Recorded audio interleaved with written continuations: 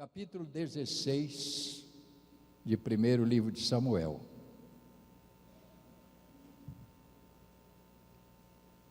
Vamos ler estes versículos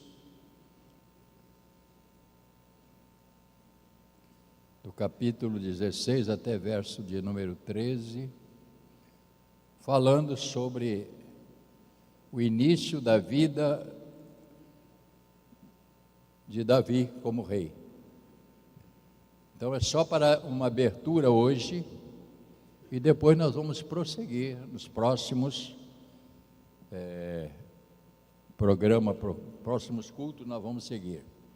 Então aqui nós temos Samuel é enviado a Jessé. Para você saber quem é, de onde nasceu Davi, quem era, de onde ele vem, porque tem que ter nascido de alguém, não é verdade? Se você voltar atrás, no início do livro de Samuel, no início, você vai encontrar um livro chamado Ruth. Volte algumas páginas aí. Início de Samuel é Ruth. O capítulo 4, só para nós nos localizarmos, para você saber de onde vem Davi. No capítulo 4 do livro de Ruth. Então esse livro está aqui porque essa mulher Ruth é uma mulher notável. Por isso que ela está aqui registrada na Bíblia. Ela tem mais ênfase, ela, do que a sua sogra, a Ruth. Porque Ruth tomou uma decisão. Então no capítulo 4, verso 18, vamos ler juntos? Todos encontraram? Ruth, capítulo 4, verso 18. São estas, pois... Não, você não encontrou. Vamos junto. São estas, pois, as gerações de Pérez. Pérez gerou Esrom, Esrom gerou Arão, Rão gerou a Abinadab, Abinadab gerou a Nasson, Nasson gerou a Salmão, Salmão gerou a Boaz, Boaz gerou Obed, Obed gerou Jessé, e Jessé gerou Davi. Então você já sabe que ele vem de uma linhagem muito nobre. E quando Boaz casou com Ruth, então ele foi que nasceu dessa linhagem, vem Davi. Porque você, para saber a história, você tem que saber a origem, de onde vem. Fui ali. Então nós já sabíamos disso, muitos já sabiam. Então vamos ver agora aqui no capítulo 16 de Samuel. Disse o Senhor a Samuel: até quando terás pena de Saul, havendo eu rejeitado, para que não reine sobre Israel? Enche um chifre de azeite e vem, enviar-te-ei a Jessé, o belenita, porque dentre os seus filhos me provide um rei. Disse Samuel: como irei eu? Pois Saul saberá e me matará. Então disse o Senhor: toma contigo um novilho e diz: vim para sacrificar ao Senhor. E convidará Jessé para o sacrifício. Eu te mostrarei o que hás de fazer e ungir-me-ás a quem eu te designar. Fez, pois, Samuel o que dissera o Senhor, e veio ele a Belém. Saíram ao encontro os anciãos da cidade, tremendo, e perguntaram: é de paz a tua vinda? Respondeu ele: é de paz. Eu vim sacrificar ao Senhor. Santificai-vos e vinde comigo ao sacrifício. Santificou-se ele a Jessé e os seus filhos, e os convidou para o sacrifício. Sucedeu que, entrando eles, viu a Eliabe.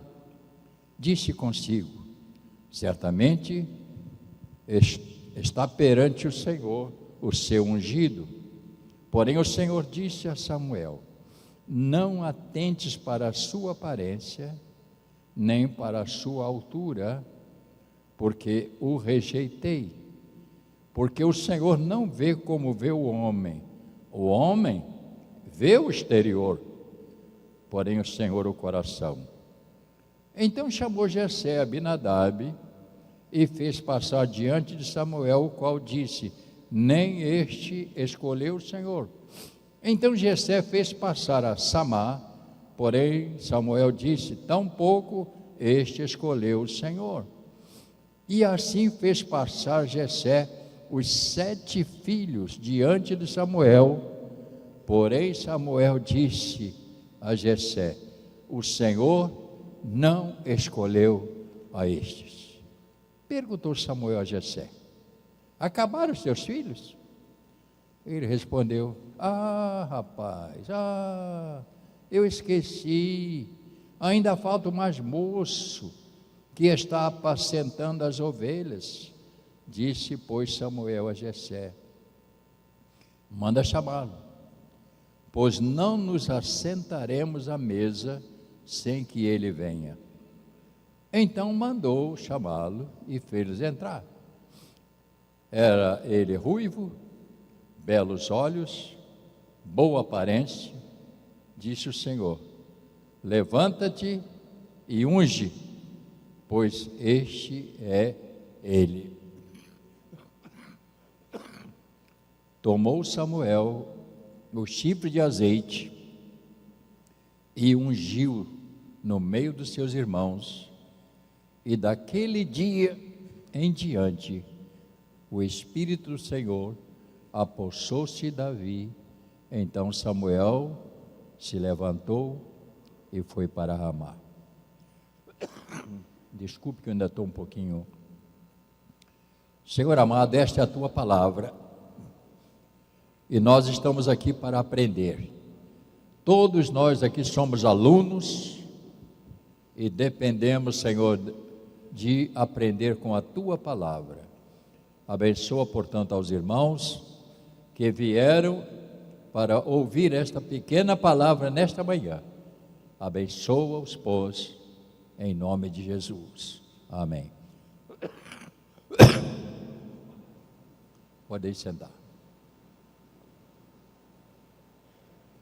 Um pouco disso também é nervoso, porque é impossível você ficar diante de uma congregação não tão cheia como está acostumada, e nós sabemos, e você chegar aqui como um profissional. Eu não sou profissional, eu sou uma pessoa que tem temor de Deus, e sei que aquilo que eu falo tem influência. Eu sei que muitas pessoas hoje estão pastoreando outras igrejas, nem da nossa denominação. Nós temos gente espalhada por toda a nossa região, pessoas que se converteram aqui na nossa igreja e que hoje estão servindo a Deus. Por causa de quê? Por causa daquilo que aprenderam, daquilo que nós falamos durante o nosso ministério. Nós temos uma igreja em Brusque. O Brusque você conhece, ela de Curitiba, lá uma distância enorme. Você desce, eu estive lá em Brusque, uma igreja boa, e o rapaz era desta igreja, e ainda é, ele é da nossa aliança, uma igreja boa lá em Brusque. Nós temos igreja em Curitiba, tudo gente nossa, gente que saiu daqui, estão espalhada. Por quê? Porque a gente está semeando. Esta é a minha função, semear. Eu sei dos meus limites, mas também eu sei qual que eu tenho algum valor, pelo menos, com modéstia, né? Eu tenho algum valor. Portanto, a vida de Samuel. Eu queria que os irmãos entendessem, o meu propósito é fazer com que os irmãos conheçam melhor a vida destes homens, e eu vou dizer, porque a formação da igreja, de tudo que acontece, porque Deus criou a história destes homens, eu vou dizer em poucas palavras, História de vida de homens e mulheres que Deus usou para quê? Para que pudesse nos dar hoje um manual. Isso que você tem na mão aí, um manual que Deus criou no decorrer das gerações, para que nós pudéssemos ter todas as informações daquilo que aconteceu durante todo o período. Daí vem a história de todos eles, de Adão, Noé e todos eles. Para quê? Para nossa orientação. E eu estou, graças a Deus, que eu tenho aproveitado. E isto é para todas as gerações que iria existir no decorrer de toda a existência humana, até, ouça bem, até que o Senhor Jesus venha fechar a porta. Porque essa história aqui é Ele que vai fechar. Só Ele tem a chave. Você está lembrado do que Ele disse? Eu tenho a chave. Quem tem a chave? Jesus. É Ele que abriu, é Ele que vai fechar. Então este mundo será fechado por Ele. Quando Ele vier e levar a sua igreja, acabou a história. E se cumpriu o que está registrado neste manual. Quando você compra um medicamento, o que é que você faz antes de tomar o medicamento? Ninguém está respondendo? E aquilo é enjoado para ler, né? É letra miudinha, miudinha. Ouça bem o que eu vou dizer. E se você ler aquele manualzinho que chamamos uma bula, você nem vai tomar o remédio. Porque ele apresenta ali contra um bocado de coisa ruim, né? Se você tem isso, se você tem aquilo, vai fazer isso. Ele quase que desanima você de tomar o remédio. Mas aquilo quer dizer o quê? Aquilo quer dizer um aviso, para você ter cuidado, diante de tomar ou ingerir o medicamento, você ter cuidado de ler. Aqui tem um manual que te ensina como se conduzir como pai, como esposa, como filho e etc. Este manual diz a respeito de Deus, o propósito dele e o que ele tem para o nosso futuro. Tudo está escrito aqui. Este é o manual. Então, um cristão que não lê o manual, ele está sem informação. Isto é muito sério que eu estou tentando falar. É por isso, irmão, que temos os exemplos de todas as pessoas que viveram antes de nós, né? Então nós temos que ter esse cuidado. Temos aqui diante de nós um manual sobre a vida de Davi. Por que temos este manual? Por que eu tenho que aprender com Davi, com Noé, e com Jacó, e com todos eles, com José? Por quê? Por que eu tenho que aprender com eles? Eu preciso aprender, porque para que eu possa viver na dimensão de Deus, ouça bem, eu não posso deixar de ler estes homens que viveram na dimensão de Deus. Qual é o título de Davi? Qual é o título que você tem? Você já sabe. Davi era um homem segundo o coração de Deus. Moisés falava face a face com Deus. Então, este manual nos ensina a viver na dimensão de Deus, dimensão para a vida eterna, só através da Bíblia. Você não tem qualquer livro que escritor escreve, é bom, mas ele não substitui a Bíblia. A Bíblia é a única maneira. Quando Jesus disse o quê? Examinai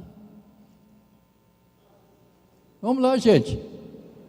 Examinai as Escrituras, porque julgai ter nela a vida eterna.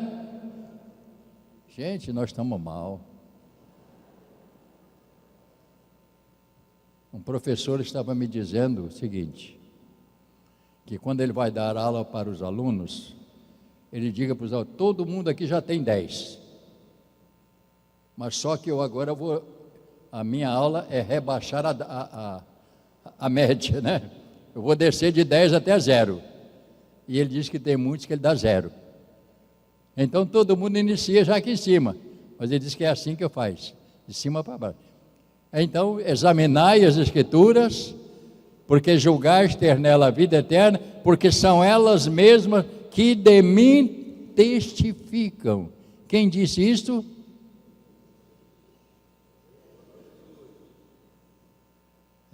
Tem gente aí que está com frio demais. Jesus disse, eis que eu estou convosco quantos dias? Até quando? Eu estou tentando lembrar você o que a Bíblia diz e o que Jesus falou. Eis que eu estou convosco todos os dias até a consumação. Então Davi, um homem segundo o coração de Deus, então fala da história de vida deste homem notável, homem simples, e Deus usou como fez com todos os outros, como foi a história da igreja. Por isso que eu peguei este livro, porque este livro aqui, essa Bíblia, ela tem aqui todas as fotografias das pessoas, tem as reuniões que estiveram naquele período de 1854. A nossa igreja precisa ter a sua história. Nós precisamos contar a história desta igreja desde a década de 1960. Espero que alguém se anime a escrever a história da igreja, né? Porque o que vai dizer o que é a nova vida amanhã é a sua história. Porque se Jesus não vier daqui a 50 anos, gente que nascer naquele período vai saber a história da nova vida, como ela começou. Então, esse livro nos mostra como deve ser. Então, nós estamos vendo aqui a história da igreja no Brasil. Ela começou, portanto, com pessoas que vieram para dar a vida. Por exemplo, a Assembleia de Deus. Onde iniciou a Assembleia de Deus? Aqui tem alguém que já foi da Assembleia de Deus? Levante a mão. Já foi da Assembleia de Deus? Qual era o nome do fundador da Assembleia de Deus no Brasil? Não, você estudou. Quem veio para Belém do Pará para dar início à igreja? 2 homens, Daniel Berg e Gunnar Vingre. Estes 2 homens vieram para o Brasil e pararam em Belém do Pará por uma revelação de Deus, sentaram num banco ali, pedindo direção a Deus, e ali começou, foi ali. Eu conheci o Daniel Berg, pregando, fazendo seminário, eu jovem, começando aquele período, eu tive o privilégio de ouvir este fundador. Muitas pessoas da Assembleia de Deus não sabem. Por quê? Porque não leram a história. Esses homens vieram, foi que deu sentido. Por que que as irmãs... porque as irmãs usavam só vestido comprido e cabelo comprido. Qual é a razão? E roupa preta. Já viu como é que era? Você vê que toda pessoa antiga da Assembleia de Deus tem aquele coque aqui atrás, né? Né? Não é aquele coque? Por quê? Roupa aqui embaixo, ninguém podia olhar as canelas, só podia olhar a canela da mulher, não é verdade? E o homem tudo de preto. Porque é um sistema europeu. Quando eles vieram e começaram a igreja, eles vieram dessa base. Então, todas as pessoas que se converteram começaram a imitar a roupa dele. E depois, por isso que aconteceu essa história. Então, a gente sabe como foi a história. Por quê? Porque nós aprendemos de alguém, alguém nos ensinou. Sabemos depois que aquilo se tornou como uma doutrina. E quem não... por exemplo, a minha mulher, quando ela era nova da igreja, hoje eu estou só dando uma abertura. Quando ela começou na Assembleia de Deus, a família dela toda, e se a moça cortasse 2 dedos da ponta do cabelo, estava excluída. Está suspensa da comunhão. Porque cortou a ponta do cabelo. Homem, meu Deus do céu. Meu Deus do céu, se pegasse um homem sem camisa, você está excluído. Não podia andar sem camisa nem de bermuda. Criaram uma doutrina, que não é a realidade, mas era um costume. Daí vem como doutrina. Então eu estou dizendo isso para você saber como a história nos ensina aquilo que a gente precisa aprender no decorrer da nossa existência. Por isso, irmãos, eu estou abrindo a história de Davi. Nós vamos ver qual é a razão, por que Davi entrou em cena. Isto será assunto para nossos próximos programas aqui. Onde estava, pois, Davi, este que seria o rei de Israel? Quem era Davi? Um ninguém, que nem seu pai teve a coragem de chamar para a reunião. Você está entendendo? Quem era? Um ninguém. Um jovem pequeno, 12, 13, 14 anos, já estava lá nas montanhas, cuidando das ovelhas, sol, e muitas vezes não podia regressar para casa, porque era distante, ele tinha que proteger as ovelhas para bicho não comer. Então um homem que gastou a sua infância trabalhando. E na hora que foi escolhido um rei, o que é que Jessé fez? Primeira coisa, botou os bonitões na frente, tudo cada organizado, né? Aí passou, aí o Samuel até quase que foi enganado. Eu acho que está aí o homem, né? Mas aí Deus falou: rapaz, Deus não olha para a aparência, Ele olha para o coração. E assim Ele falou: acabou os seus filhos? Não. Tem aquele menorzinho, ele está lá no meio do mato lá, ele está escondido lá, ele está cuidando das ovelhas lá. Samuel falou: manda chamar. Nós não vamos comer o pão sem que ele chegue. É assim que Deus escolhe. Deus escolhe. Você foi escolhido. Fala para quem está ao seu lado: você foi escolhido, rapaz. E diga assim: a dedo. Você não está aqui por acaso. Foi Deus que te escolheu. Você está entendendo isso? Ah, rapaz, é um milagre fulano estar na igreja. Não é milagre não, é que Deus escolheu. É Ele que trouxe, né? Então ele estava lá, esquecido. Ele foi esquecido pelo papai. E ele foi buscar esse rapaz. Jessé precisava ter todos os filhos, porque Deus queria escolher o seu rei. Então o seu rei, segundo nós entendemos, se fosse eu escolher, como é que eu ia escolher um camarada que está lá no meio do mato? Eu ia escolher segundo a aparência. E este tem sido um problema na igreja. Muitas vezes nossa igreja no início sofreu pelas escolhas de homens, pela aparência. Eu estou dizendo o início. Você não era nem nascido aqui, algumas pessoas. Pessoas que têm menos aqui de 60 anos, você não era nascido. E eu me lembro.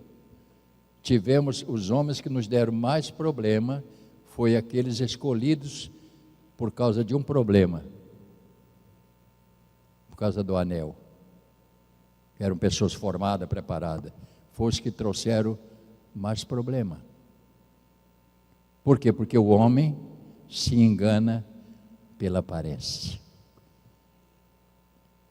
Quando eu fui escolhido, para bispo, que eu não queria. Nunca desejei ser nem pastor. Mas o bispo Roberto, ele acreditou em mim, por causa da minha honestidade e fidelidade. E muitas vezes, ele ligava, eu morava aqui em Nova Iguaçu, ele falava, ele falava assim com uma voz estrangeira, né? Se eu podia estar com ele lá em Copacabana, churrascaria Copacabana.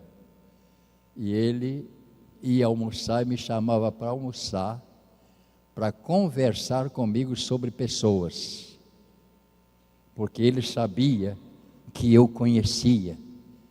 E aí ele perguntava sobre várias pessoas as quais ele iria chamar.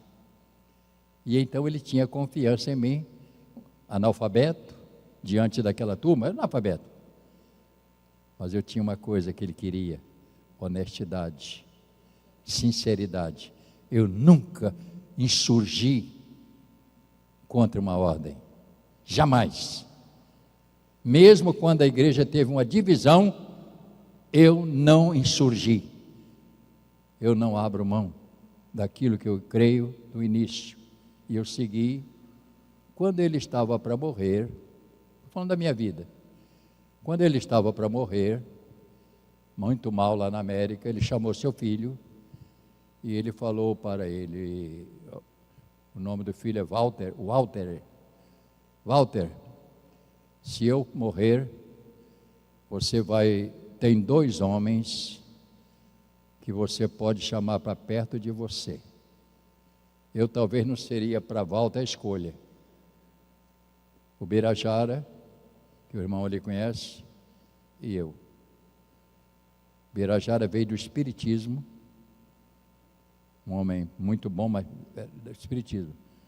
E eu, um Zé Ninguém igual Davi. E ele me chamou e falou: esses 2 homens, você bote ao seu lado, porque você terá 2 homens de confiança. E até hoje é assim. Nós estamos do lado dele. Nem sempre eu concordo com tudo que ele faz, mas eu não discordo do que ele faz. Você entende o que eu estou falando? Quantos entendem o que eu estou dizendo? Nem tudo eu concordo com o que ele faz, mas eu não discordo do que ele faz, porque eu estou debaixo de uma autoridade. A autoridade é isso. E eu vou ser fiel até o final da minha vida a este princípio, o qual Deus me chamou para ser. Portanto, irmãos, a visão do homem e a visão de Deus. Então nós precisamos entender que às vezes Deus tem uma visão da pessoa e nós, como pastores, temos uma visão diferente. E isto nos acende um alerta tremendo. Por exemplo, nós temos escola dominical. Nem todas as pessoas, elas são escolhidas para a escola dominical, porque elas passam por uma triagem. Pastor Luiz se reúne, conversa, tem que estar aprovada por ele, para ser. Por quê? Porque é para lidar com crianças. Nós tivemos um professor aqui na igreja que nós tivemos que expulsar. Está entendendo? Porque ele começou a querer abusar de garotos. E nós expulsamos, para que ele nunca voltasse mais aqui, nunca mais voltou. Porque nós somos guardadores da casa de Deus. Então eu quero que você entenda, quando seus filhos estão lá na escola dominical, estão com gente qualificadas, que nós peneiramos para saber quem está lá. Não é de qualquer maneira, essa é a nossa responsabilidade. É só para você saber como funciona a igreja. Portanto, a visão do homem, ela não é a mesma visão de Deus. Deus tem a sua visão. Então, vamos dar uma olhada agora novamente para o texto. No verso 5, diz a palavra: Primeira coisa que fizeram, a sua vinda que é de paz. Ele falou, é de paz. É claro que ele estava lá por uma missão. Samuel, voltando para Samuel, olha para a Bíblia agora. Respondeu ele, é de paz. Eu vim sacrificar ao Senhor, santificai-vos e vinde comigo ao sacrifício. E assim santificou ele a Jessé e aos seus filhos e os convidou para o quê? Para o sacrifício. Isso é muito importante a gente saber, irmãos. Quando chega no verso 6, sucedeu que quando ele viu a Eliabe e disse consigo, certamente está perante o Senhor o seu ungido. Porém, verso 7, porém o Senhor disse a Samuel, não atentes para a sua aparência, nem para a sua altura, e ele disse a razão, porque eu o rejeitei, porque o Senhor não vê como vê o homem vê sempre o exterior, porém o Senhor vê o quê? O coração. Isso é muito importante, irmãos, a gente observar esses detalhes. Foi assim que foi escolhido este homem, segundo o coração de Deus, um homem em quem Deus ia confiar. É perfeito ele? Não, não era perfeito, porque ser humano nenhum é perfeito. Todos nós estamos sujeitos a tropeçar. Aconteceu com ele, mas ele tinha um princípio muito interessante, que ele sabia se curvar. Ele sabia o momento que ele tinha que parar e refletir aquilo que estava fazendo. Então Davi surge de uma tragédia, de um rei que não entendeu o que era ser um rei.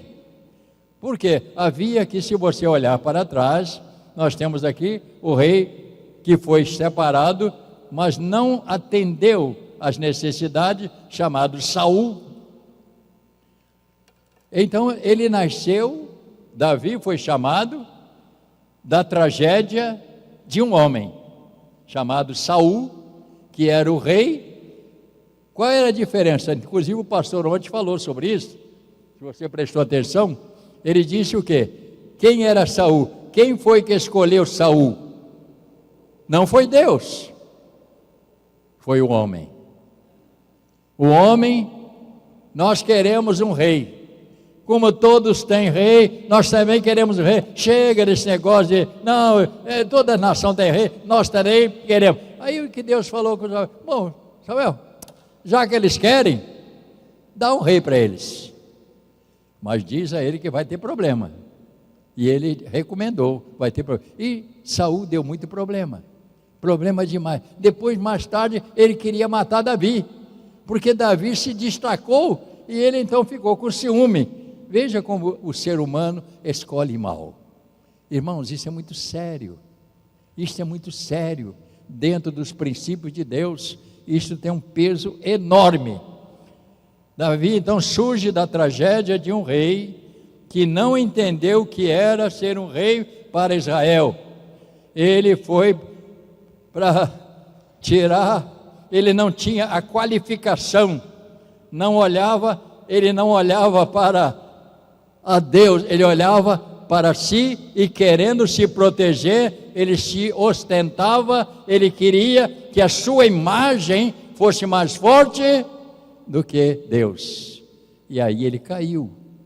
Daí então surge este rei, surge de uma tragédia, para que ele pudesse continuar. Vou terminar daqui a pouquinho. E eu quero dizer agora para você, nesta manhã, com todo o amor e carinho que você merece. Davi era um homem segundo o coração dele, porque ele tinha essa capacidade. Ele não estava, ouça bem, ele não estava na esquina, ele estava a serviço. Um homem obediente ao pai. Porque ele podia dizer para o papai, ô papai, por que você não manda Eliabe tomar conta das ovelhas? Só eu que tenho que fazer isso? Ouça o que eu vou dizer. Deus estava qualificando a ele. Ouça bem, ele estava sendo qualificado por Deus como pastor de ovelha, porque ele viria ser pastor, rei de Israel.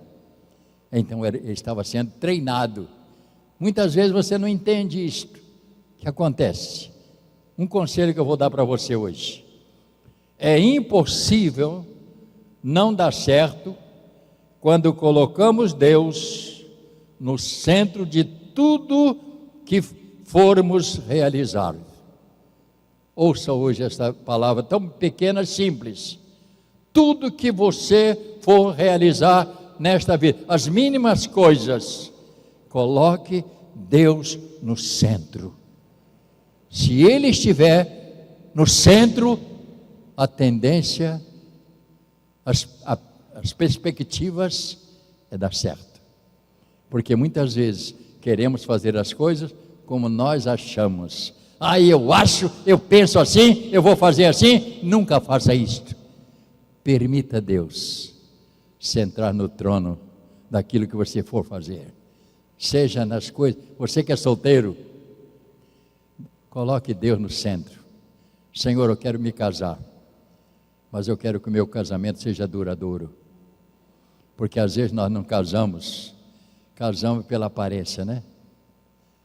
Casamos pela aparência, ou por interesse. Mas você não olha a pessoa. Deus sabe qual é a melhor. Ele sabe. Se você vai montar um negócio, coloque Deus no centro.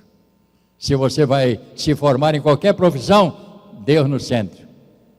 Porque é o que diz a palavra: Deus em primeiro lugar, né? Deus tem que estar no centro de todas as coisas. Então Davi foi escolhido por Deus, um homem segundo o coração dele. Por quê? Porque Davi apresentou para Deus as qualificações as quais ele precisava de um rei para Israel, que vai assumir daqui por diante o seu reinado, que será assunto dos nossos próximos cultos aqui, quando eu estiver falando. Nós vamos entrar até o final. Não vou entrar em muitos detalhes da vida dele, porque nem sou bom historiador, mas eu quero pelo menos trazer aquelas coisas que possamos, né, aprender a lição, o que fazer e o que não fazer. Tá bom assim, irmãos? Estamos resolvidos para hoje? Que Deus te abençoe, rica e abundantemente. Repita comigo: eu preciso colocar Deus em primeiro lugar na minha vida, na minha casa, na minha família, no meu ambiente de trabalho, na minha profissão. Amém. Vai dar certo. Vamos ficar de pé?